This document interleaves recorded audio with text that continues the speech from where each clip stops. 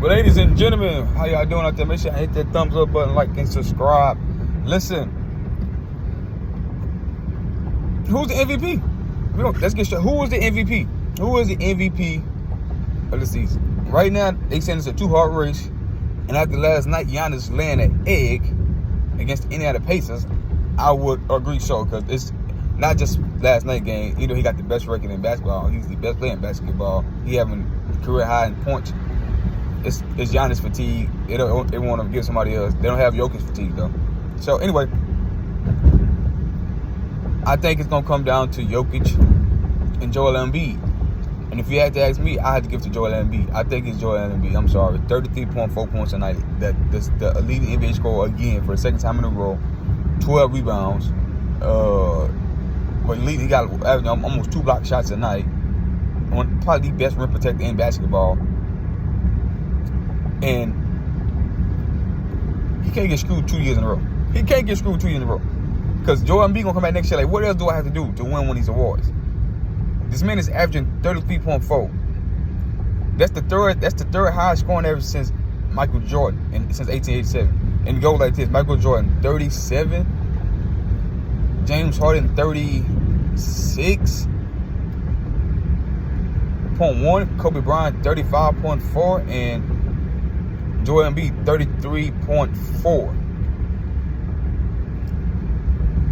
And then Allen Iverson will be like 33 point something. All right.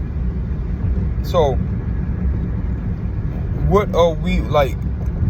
We don't see what he's doing. We don't see that his team record-wise is better. We don't see that how he shoots the free throw at an 86% clip. That's just phenomenal. He's an incredible shooter. His skill set, like I always say, is Kobe. It's Kobe in the mid-range, Hakeem in the post, Shaq when he want to post up and just dunk on you, turn around and just slam it in. And he can step out and shoot the three. I mean, come on, man. What are we missing? I know Jokic can step out and shoot the three. I know Jokic is phenomenal. I know he can step out and shoot the three. I know he can step out and he's shooting phenomenal. Jokic is 20. I think he's 24-10 and 24-11 and 10. Some crazy stat like that. He's averaging triple-double. Number 1 team in his conference. Shooting, the analytics say he's shooting incredible. But defensively wise, basketball is a 50% thing. 50%. Like I see people go around him. Like they losing on last. It's losing skip because he's a liability on defense. He can't protect the paint like Joel Embiid can. So we gotta count that in, not just the analytics. So if we got just looking at analytics stats and shooting and field goal percentage and PER and all that shit.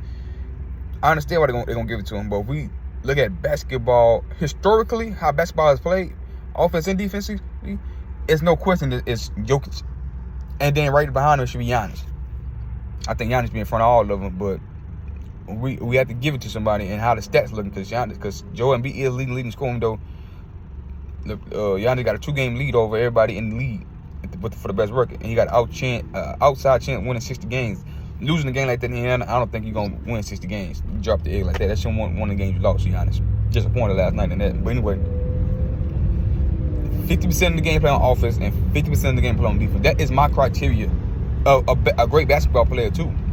Can't be one-sided. Like all these great players can score and put the ball in the hoop, but who can get stops? Who can alter shots at the rim? If you're talking about bigs, it's Joel Embiid. It's no question about it. You got people like Shannon Sharp talking about defense. I don't really pay attention to defense, not really. But you don't care about winning. It's funny that an ex-NFL player that know what it takes to win championships, you won a championship on the best defensive team in the world, your 3rd championship, the Baltimore Ravens, you don't care about defense. It just don't apply to football. It apply to basketball as well. You have to get stops. That's the reason why the Phoenix Suns never won. The Steve Nash, 2-time league MVP, Mike D'Antoni system never won. They haven't even Avalanche Suns didn't win because they had that run pace. Shoot the ball with less than 9 seconds on the clock. Just crib offense. Let the team score. Because eventually they're going to cool off and we're going to keep making shots. That's what the philosophy. It doesn't win championships. So the reason why Jokic has got 4 in the playoff inside the bubble when he went to the Western Conference Finals, and he hasn't won the championship yet because they don't play defense. And Joel Embiid, he just flames out in the playoffs. He's not the same shot maker he is in the playoffs. he got to get it done too. We can't just give him, and he got plenty of talent around him. We got probably the most talented roster in the NBA. It's time for him to get it done. But if I had to vote, I'll vote Joel Embiid right now. I'll vote Joel Embiid right now because the things he do offensively, the big man averaging over 33 a night. That's nobody done that. I think Shaq's career high was over just a little over 30. You know what I'm saying? To be a big and doing it, the way he moves, the way he shoot, the way he defends, the way he got his team playing, they the third in their conference, top for second in their conference record wise. But Boston on the tiebreaker. I mean, my goodness, man.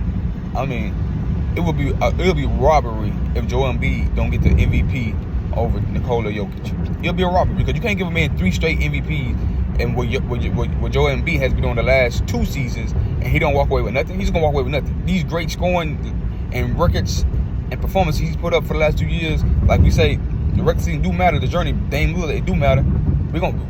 It ain't gonna matter because the analytics gonna say, well, Nikola Jokic dominated that era because he got 3 straight MVPs and Joel Embiid didn't get none. He didn't get none. All phenomenal performance. He can't keep putting on phenomenal performance like this. Maybe good because the league is so soft and ass, and it's really no big can deal with him. To be honest, only person that can deal with him is Giannis. If Giannis have to match up against him, and Giannis is a little smaller than him, but Giannis can do the best job against him. So, not a lot of teams got 7-foot guys big that can deal with him. So he gonna have a phenomenal career if that boy stay healthy, and he been healthy. So they Philly trust the process, and they've been trusting it. So tell me what y'all think. Like, subscribe, comment on this video, share your opinion, share who the MVP is. My list go Joel Embiid, Giannis, then Nikola Jokic, then Tatum. That's my top 4 vote getters in the MVP race. But tell me what y'all think. If I had a vote, like, subscribe. They should give me a vote, but I'm working towards becoming a top. I'm working my way in the medium. Hopefully, I can eventually get there because they need a whole new change of criteria. Because growing up, the criteria for me was best player, best team. You put up great stats, and your team has a top 3 seed in that conference. You get the MVP.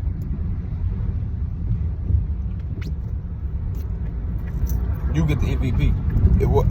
Growing up, me watching. That's why they say Kobe didn't get it because he wasn't a top 3 seed. He had the stats. He didn't have a top 3 seed. So I'm confused now. In this era, it's going by just off stats. You can be a top 6 seed as long as you got stats that nobody see and analytics say you the best, and you can win. So I'm confused. I like Westbrook. I like Nikola Jokic. So that was the stats say today. So we're going off today's criteria. It's different. We need to sprinkle in who the best player is, the stats, the winning, and defense. Defense got to be a part of MVP vote. It has to be because y'all got a first team all defense. So somebody care about defense. Y'all got a first team, second team, third team, all defense team. So somebody got to care about defense deep down.